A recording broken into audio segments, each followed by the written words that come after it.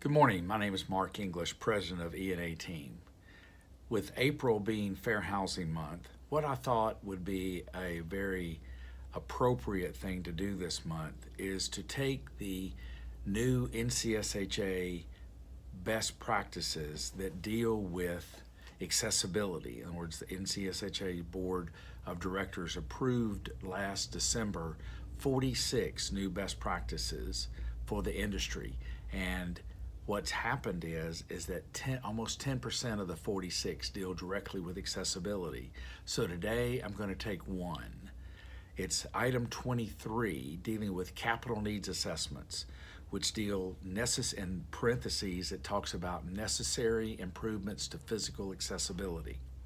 What we found out over the last 10 years, our firm's been doing CNAs, working with syndicators, lending institutions, federal agencies, and there's one common denominator that I continually see.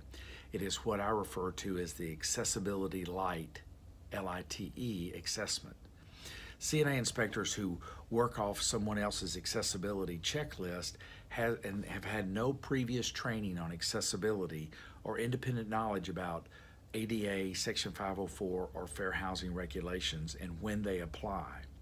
The typical phone call that I get goes, "Mark, I need a rush accessibility evaluation on a property that someone has already done a CNA on, but I am being told by the funding agency that the original CNA didn't address all the accessibility issues, and we can't close until we get a true assessment completed and incorporated into the final CNA.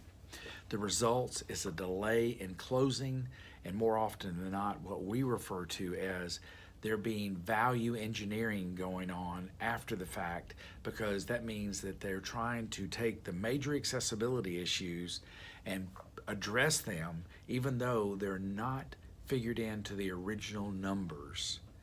And so what we're recommending is that you hire an accessibility consultant that does CNAs and who has competent and depth of knowledge on the topic, and then let them fold their accessibility knowledge and expertise into the capital needs assessment so that you'll have the true tool that was originally planned for when they came up with the concept of CNAs.